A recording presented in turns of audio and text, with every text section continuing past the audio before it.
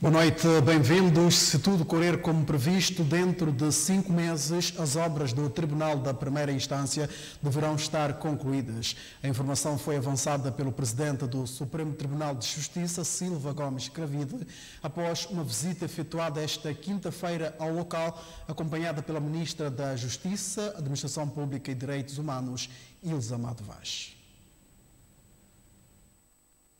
A requalificação da obra do Tribunal da Primeira Instância está totalmente financiada pelo Supremo Tribunal de Justiça, com verbas arrecadadas do ativo. Uma obra que, segundo o presidente Silva Gomes Cravide, poderá estar pronta em setembro próximo. Entretanto, espera que o Programa das Nações Unidas para o Desenvolvimento, o PNUD, como financiador do projeto de instalação do sistema informático, cumpra com o acordo assinado para o efeito. Nós já temos a obra bastante adiantada. E estamos em crer que vamos terminá-la ainda este ano, e eu estabeleci um prazo até setembro, mas este prazo não depende de nós, esse prazo depende de outros colaboradores que connosco trabalham juntamente, como o PNUD, que tem a responsabilidade da cabelagem do sistema de informatização do edifício.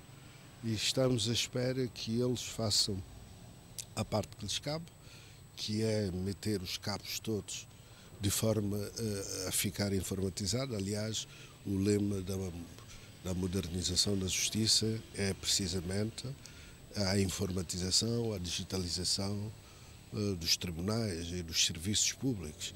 Se não houver cabelagem, não poderá haver a informatização. E já temos adquirido, já foi adquirido pelo Ministério da Justiça, conjuntamente com o PNUD, de alguns computadores para esse efeito. Além do valor da requalificação do edifício, serão necessários mais de 30 mil euros para todo o processo de informatização. São mais 40 mil euros, ou seja, $1 milhão. E nós não temos esse dinheiro, não temos nem de longe nem de perto. E, entretanto, temos que ficar à espera para que isso aconteça. Mas também eu tenho dito que as obras têm que terminar, as obras não podem ficar eternamente em construção. E se as coisas não forem feitas, se as partes não colaborarem naquilo que assumiram o compromisso em colaborar, vamos ter mesmo que avançar e depois virão partir reformular a obra. Por que há este receio por parte do Tribunal, do PNUD não concretizar isto? Porque eles disseram-nos que não têm dinheiro. Eles disseram que não têm dinheiro. E nós, mesmo a senhora Ministra já falou com eles e tudo, porque é um compromisso, disseram-nos que não têm dinheiro. E pronto, nós nada podemos fazer enquanto não houver dinheiro. Esta quinta-feira, a titular da Justiça e dos Direitos Humanos foi convidada pelo presidente do Supremo Tribunal de Justiça a visitar as obras.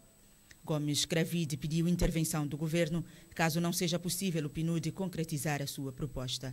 Ilza Amado Vaz foi ver de perto o que constitui para o governo uma prioridade neste tribunal, que é a criação de uma sala de atendimento específico para crianças vítimas de abuso sexual.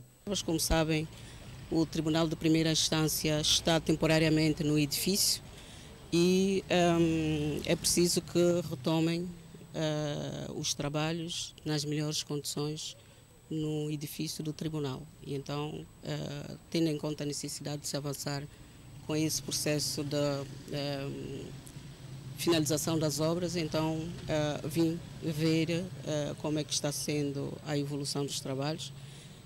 O financiamento e a direção da obra é da competência do Supremo Tribunal de Justiça, mas também tivemos um interesse em ver como é que seria possível se instalar um espaço apropriado para atendimento de crianças vítimas de abuso sexual, num contexto mais humanizado para que a criança não seja duplamente vítima. Então também foi nesse contexto vermos para que se tome em consideração na finalização das obras essa necessidade específica. No momento do atendimento, para que a criança não seja ouvida e que conte a história várias vezes sobre o abuso ou a molestação, E então é um espaço específico, apropriado com a memória futura, em que ela faz o depoimento uma única vez. E estávamos também a ver no sentido de ser contemplado esse espaço devidamente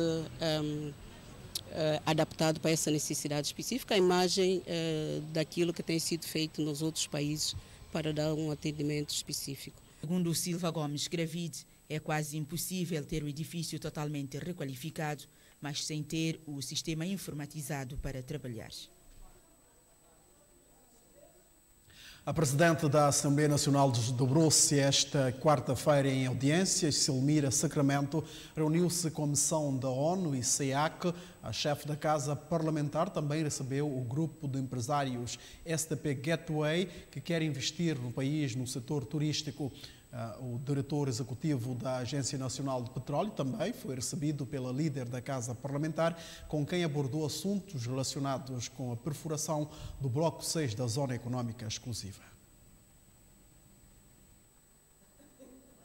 Este encontro de cortesia entre a Presidente da Assembleia Nacional e o diretor executivo da Agência Nacional de Petróleo serviu para as partes abordarem questões que se prendem com a última perfuração feita no bloco de petróleo da Zona Econômica Exclusiva santomense. E hoje nós temos já o resultado desta perfuração. Portanto, nós viemos partilhar com a senhora Presidente da Assembleia e com os deputados aquilo que faremos também com os demais órgãos de soberania, aquilo que foi o resultado deste poço, que é o primeiro poço a realizar aqui. Mas qual foi o resultado? Nesta altura, esta perfuração provou que existe um sistema petrolífero ativo aqui na nossa zona que funciona e que incentiva as empresas a continuarem os trabalhos. Estamos convencidos que nos próximos anos teremos outras perfurações e, eventualmente, outras notícias relativamente à prospecção de petróleo aqui na nossa Zona Econômica Exclusiva. Selmira Sacramento, que teve uma agenda cheia, recebeu também a missão conjunta da Organização das Nações Unidas e da Comunidade Econômica dos Estados de África Central. Missão que está a avaliar a situação do país ao nível de justiça e de segurança. Aumento de casos de abuso sexual de menores merece uma atenção especial, segundo a missão. L'honorable Président da Assembleia Nacional. Nós viemos enunciar a senhora Presidente da Assembleia Nacional os objetivos da nossa missão. Estamos cá, ao pedido do governo santomense, para colaborar nos sectores da justiça e da segurança. Fomos informados sobre o aumento de casos de abuso sexual e de violência doméstica e viemos para colaborar com as autoridades. O grupo dos empresários da STP Gateway, que pretendem investir no sector turístico em São Tomé, reuniram igualmente com a Presidente da Assembleia Nacional. Com a Presidente do Parlamento, falamos sobre a nossa intenção em investir em vários sectores em São Tomé e Príncipe e ela mostrou-se disponível. A nossa principal área de investimento será, em primeiro lugar, o turismo sustentável. Queremos criar emprego, capacitar homens e mulheres e São Tomé e Príncipe tem potencial neste setor.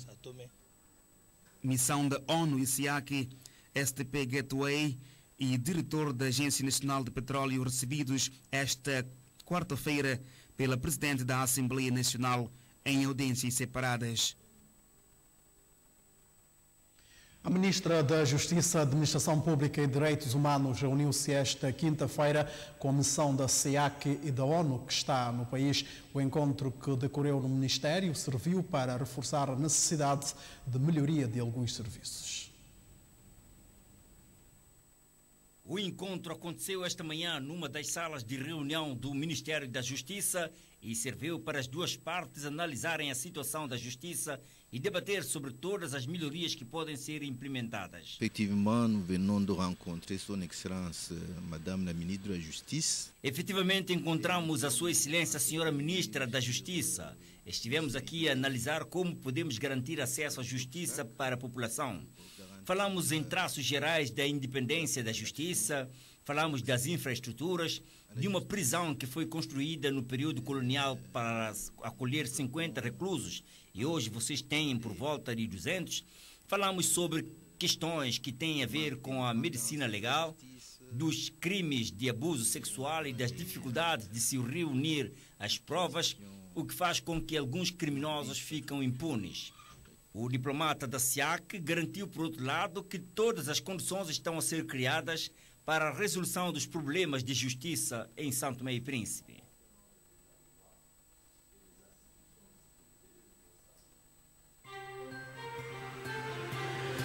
O governo promete maior atenção aos cegos.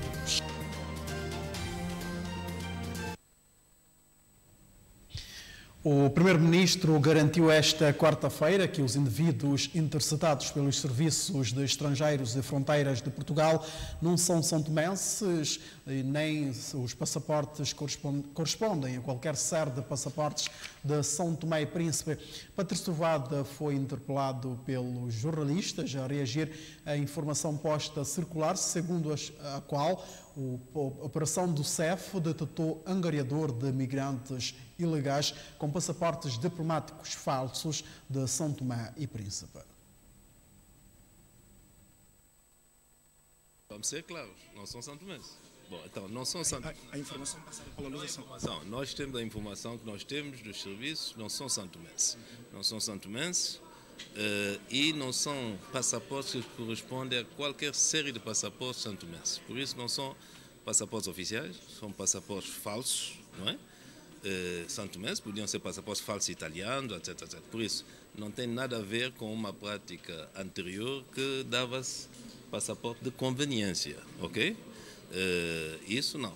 Agora, é evidente que, pelo facto talvez de terem estado a circular muitos passaportes de serviço e diplomáticos santomenses, que deu aos a alguns traficantes de modificar esses passaportes, né? Mas a série de passaportes não corresponde a nenhuma série de passaportes emitido qualquer dia, qualquer momento em São Tomé e Príncipe.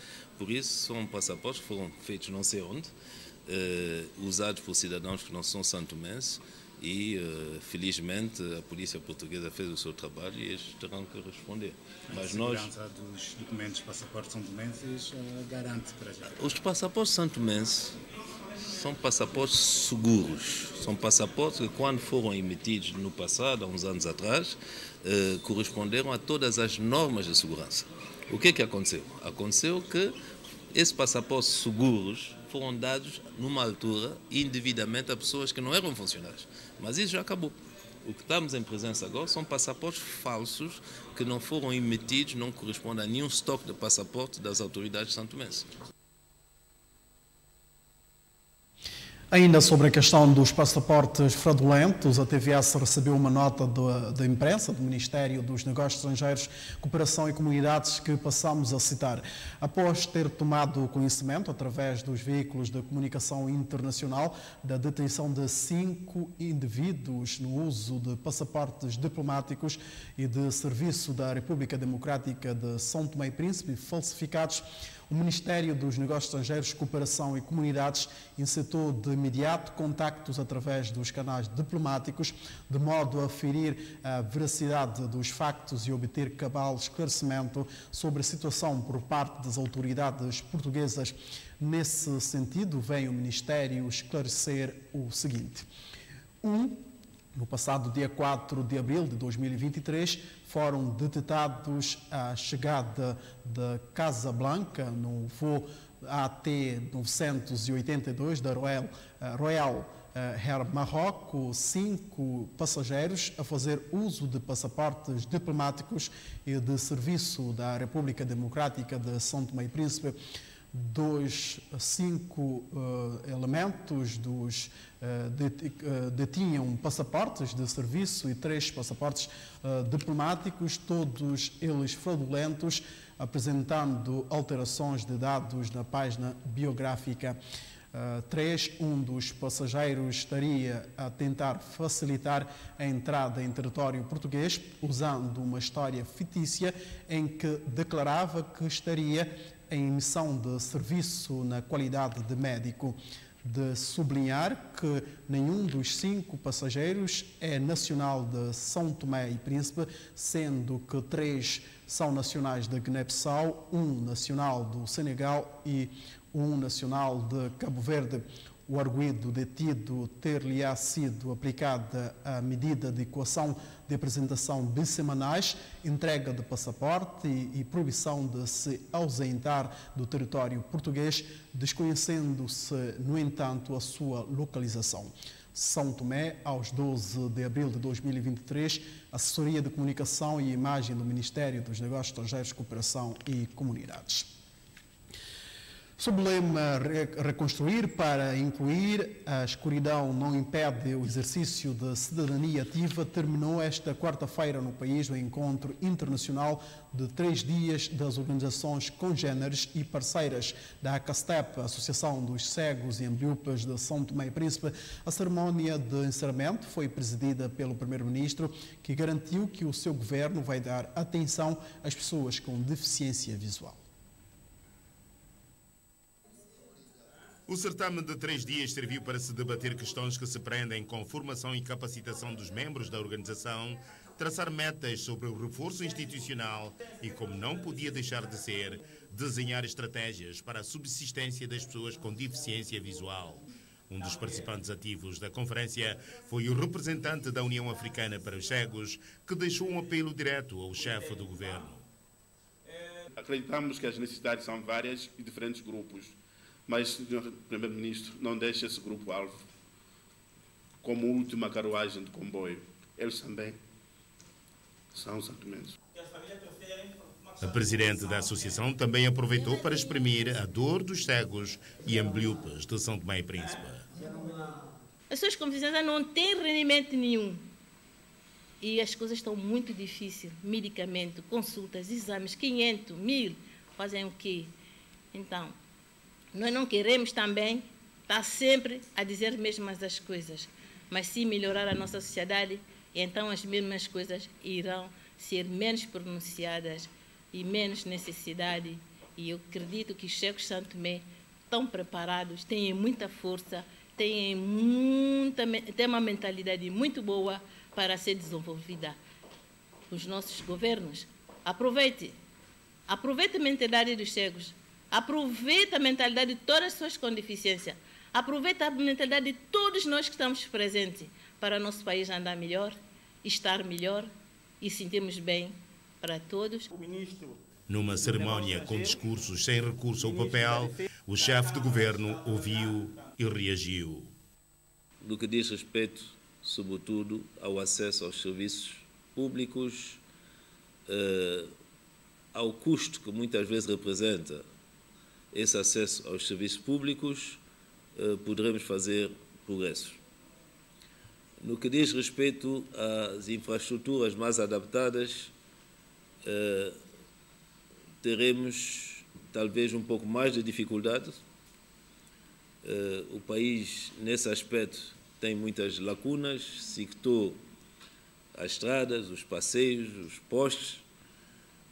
O que é importante é nós começarmos a integrar esses aspectos todos na nossa legislação, nomeadamente as regras que têm a ver com a construção das infraestruturas. O Primeiro-Ministro disse mais. É trabalhar naquilo que são os mecanismos de inclusão que permitem a autonomia, sobretudo a possibilidade de terem rendimentos. O país, toda a gente sempre queixa que não há recursos, mas algumas decisões não custam dinheiro, custa só vontade. E eu posso vos garantir que esse governo tem vontade de progredir nesse capítulo, nesse aspecto da nossa sociedade. O chefe do governo assegurou que vai ficar à espera das grandes recomendações saídas do encontro para responder paulatinamente.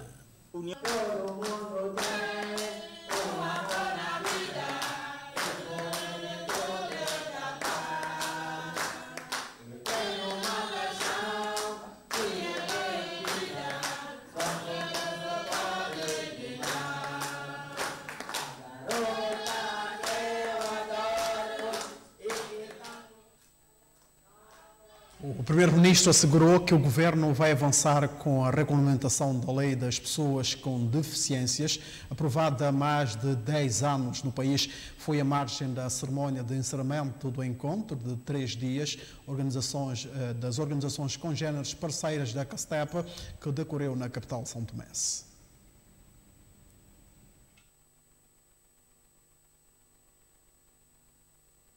Vamos dar atenção a isso. Sabe que algumas ideias foram aí avançadas. A questão da gratuidade dos serviços, acho que nós já discutimos isso no Conselho de Ministros. A questão da possibilidade de algumas pessoas reforçar as capacidades institucionais dessas associações vindo do setor da função pública é uma questão que nós temos estado a discutir. Hoje tivemos no Conselho de Ministros, discutimos isso também para outras áreas, não é? Às vezes aqui alguns ministérios em que há pessoas a mais e que podiam prestar serviço noutros setores, já que se recebem um salário, continua-se a pagar. Então, eu creio que o país tem que mexer. Há problemas, há sempre problemas, haverá sempre problemas. O que é importante é nós mexermos na busca de solução. E essa associação aqui mostrou algumas pistas e vamos seguir.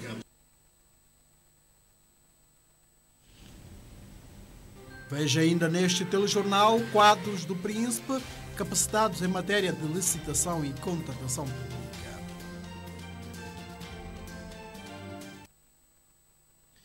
O Primeiro-Ministro defendeu esta quarta-feira que é preciso se começar a dar passos para se rever a pirâmide salarial na função pública em busca de maior justiça salarial no país. Patrício Trovada foi interpelado pela imprensa sobre a harmonização salarial na função pública, uma vez que o OGE 2023 não contempla o aumento da massa salarial na administração pública. Há uns anos atrás, nós estávamos engajados, houve até um estudo financiado pela União Europeia para revermos a pirâmide dos salários. Bom, isso não avançou. Eu acho que temos que ir avançando mesmo com pequenos passos. Nós temos vários problemas. Temos as horas extraordinárias que ficam praticamente como parte do salário, não é? Embora que não se desconta para a reforma. Nós temos desequilíbrios em que toda a gente quer ser instituto, regime privativo, etc., quando não tem receita para sustentar, não é? Nós temos pessoas com salários exorbitantes que não justifica. Nós estamos realmente a trabalhar nisso, mas com uma política talvez de pequenos passos, não é? Uma política de pequeno passo. Vocês dentro de alguns dias vão ouvir pequenas coisas. Por quê? Porque, de facto, eu penso que a primeira coisa é nós todos tomamos consciência da situação. A segunda coisa é não destabilizar algumas situações que foram adquiridas durante anos e que, enfim, não podemos também cortar de um dia para o outro. E depois, fazer um pouco mais de justiça em relação àqueles que não foram beneficiados. Então, é um exercício que estamos a fazer. E eu penso que a situação de extrema dificuldade em que o país se encontra tem algo de bom, porque vamos ter que cair na real. E começamos um pouco, dentro de uma justiça, equilibrar as coisas. Agora, reconstruir a pirâmide dos salários da função pública quer dizer o quê? Quer dizer também não perdermos a atenção que o país tem que produzir riqueza.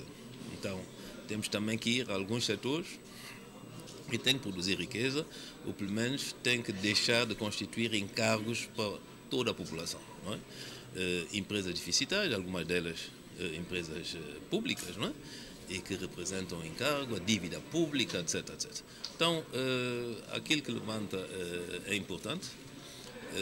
Nós vamos falar também com os sindicatos e depois há como é que começamos a resolver os problemas. Não é? Não podemos, por exemplo, fixar salários irreais que sabemos que não podemos pagar.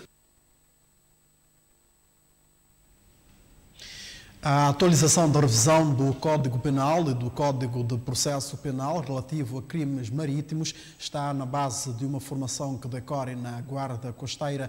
O evento de 4 dias insere-se no programa de apoio à Estratégia de Segurança Marítima na África Central, financiado pela ONU-DOC e pela União Europeia, em benefício de Estados-membros da SEAC. São 4 dias que vários técnicos e militares da Marinha têm para debaterem questões à volta do esboço do projeto de revisão do Código Penal e do Código de Processo Penal relativo a crimes marítimos, documentos estes que vão ajudar o país a reforçar as suas capacidades institucionais. A solução do problema da pirataria e da segurança marítima não é nos navios como é o navio Audaz. Não é nas forças de defesa, não é nas armas. A solução é na lei. Se queremos ter uma solução em profundidade do problema, devemos olhar ao Sr. Ministra da Justiça, ao Sr. Procurador-Geral, aos advogados, aos juízes, que trabalham para aplicar a única arma que faz possível a luta contra a pirataria. O seminário insere-se no programa de apoio à Estratégia de Segurança Marítima na África Central. A capacitação contempla também exercício operacional no mar e julgamento simulado. O nosso objetivo é que as áreas marítimas e fluviais se tornem espaços seguros, onde o desenvolvimento económico seja possível e o bem-estar das populações, especialmente das mais vulneráveis, seja uma realidade. Este objetivo reflete-se na nossa estratégia de 2014 para o Golfo da Guiné, que acaba de ser revisto em 10 de março deste ano e cujo objetivo é enquadrar o apoio da União Europeia aos esforços desenvolvidos pela região através da arquitetura de segurança marítima de Yaoundé. A estratégia atualizada reitera os imperativos da paz, da segurança, o respeito pelas regras e princípios internacionais, assegurando a sustentabilidade dos oceanos e a proteção da biodiversidade. Através do programa Paz-Mar, a UNODC analisou o quadro jurídico para a luta contra a criminalidade marítima em São Tomé e Príncipe. Esta análise revelou as lacunas e deficiências jurídicas que comprometem a repressão efetiva da criminalidade marítima, em particular a pirataria. Esta laguna legal, tendo em conta os desafios de segurança do momento, evidenciou a necessidade urgente de o país se dotar de medidas jurídicas coerentes e eficazes para travar a pirataria, bem como todas as infrações que afetam a segurança marítima. A este respeito, tinha sido elaborado um projeto de quadro legislativo, mas precisava de ser atualizado para ter em conta as recomendações feitas pela UNODC. As diretrizes apresentadas no seminário vão contribuir também para combater a pirataria no Golfo da Guiné. O esforço dessa natureza permite reduzir os riscos das causas de pirataria nesta região. Porém, infelizmente, no início do mês corrente, foi reportado um ataque pirata a um navio de bandeira europeu, com consequências materiais e humanas, significando dizer que temos que continuar a equipar a Guarda Costeira Nacional com meios humanos, materiais e outros, com vista a garantir a efetiva segurança marítima face à ameaça conhecidas. Os militares da Marinha e quadros ligados à Justiça reforçam as suas capacidades sobre as leis do Código Penal e o Código de Processo Penal relativo a crimes marítimos com vista a combater o problema de pirataria e da segurança marítima. Os membros do governo visitaram um navio da Marinha Espanhola Audas, que se encontra nas águas territoriais são-tomenses para o exercício conjunto. Foi ainda ao entardecer quando os membros do governo e os parceiros de desenvolvimento e os militares deixaram o porto de São Tomé com destino ao navio da Marinha Espanhola Audas. Apoiar aqui em São Tomé o programa PASMAR da União Europeia para fortalecer ainda mais os marcos operativos, legais e institucionais da cooperação marítima é um bom exemplo disso. A Armada Espanhola é um elemento da política exterior da Espanha. Confio em que a nossa passagem nos permita ampliar a cooperação entre as forças armadas de ambos dois países, assim como fortalecer os laços entre nossas duas marinhas. Ter aqui presente um dos navios mais modernos da Armada, com Sua Excelência o Embaixador de Espanha a bordo, é uma mensagem inequívoca do compromisso do meu país com São Tomé e Príncipe. Durante a permanência no navio, os visitantes foram recebidos de forma calorosa. Durante o coquetel, discutiram assuntos ligados à operação marítima que o navio Audas faz no alto mar. Por isso, eu quero agradecer o trabalho que eles fazem para todos nós, para os espanhóis e aqui em São Tomé e Príncipe, além da Espanha, em cooperação com muitos países que estão a lutar contra um desafio comum. Eu quero agradecer, eu quero prestar a minha homenagem à equipagem da Audaz e para permitir que a cooperação seja o mais profunda. Os membros do governo quiseram com esta visita também conhecer o navio Audas e os tripulantes da Marinha Espanhola. Se não houvesse este acordo, certamente que o navio não estaria aqui. E é na base desse acordo que eles visitam o nosso país e, portanto, esses encontros, essas conversações servem para poder nos fortificar e ao nível de cooperação encontrarmos meios para podermos também equipar as nossas guardas costeiras e estarmos na prontidão para combate contra portanto, a pirataria no Golfo da Guiné, que portanto é uma ação que todos os países da Ribeirinha devem participar ativamente, porque põe em risco, portanto, a circulação dos navios comerciais e dos nossos contactos com o mundo. Temos que, portanto, saber encontrar parceiros para lutarmos contra esse fenômeno.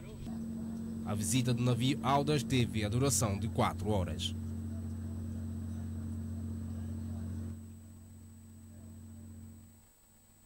Os técnicos da administração pública concluíram esta quarta-feira uma ação de formação sobre licitação e contratações públicas na Ilha do Príncipe. A formação foi promovida pelo Gabinete de Coordenação e Seguimento do Sistema de Licitações COSIL.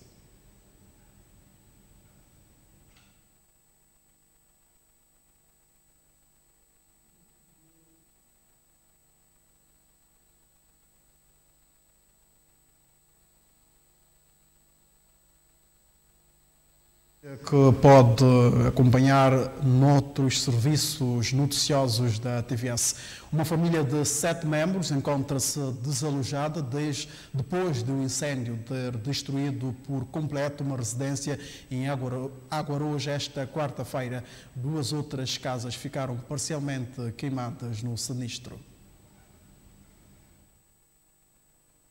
Elisa Neto é vendedora ambulante.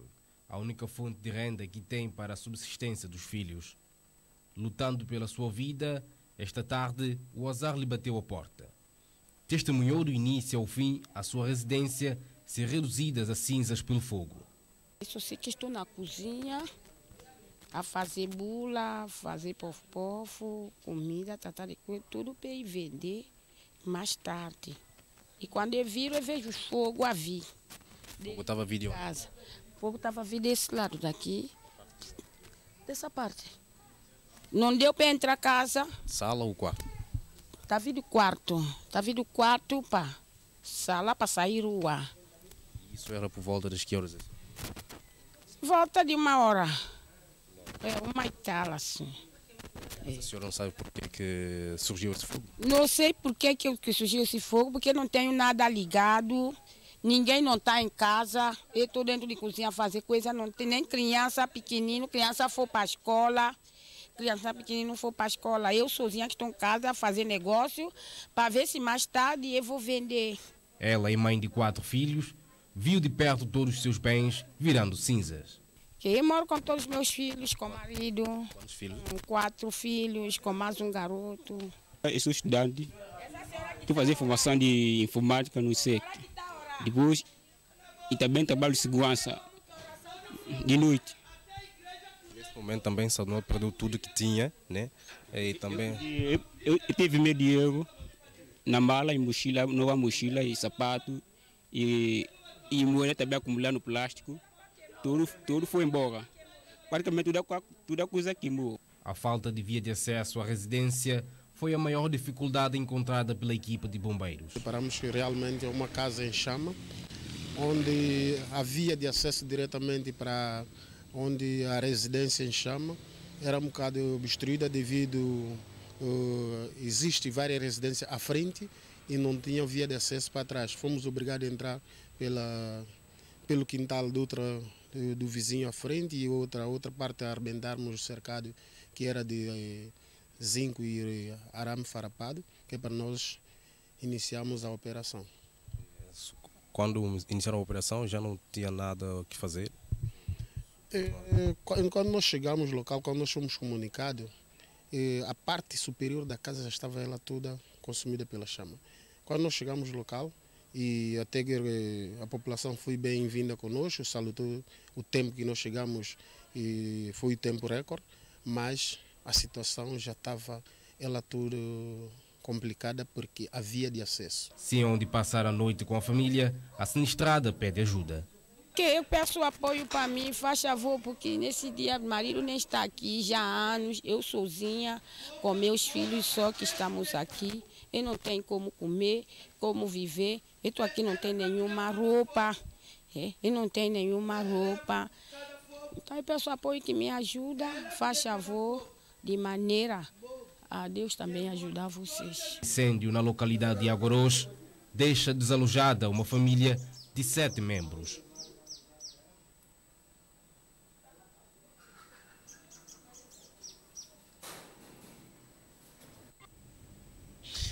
Aproveitamos o balanço do Desporto Rei para continuar a desejar uma boa noite a todos. Nós voltamos amanhã.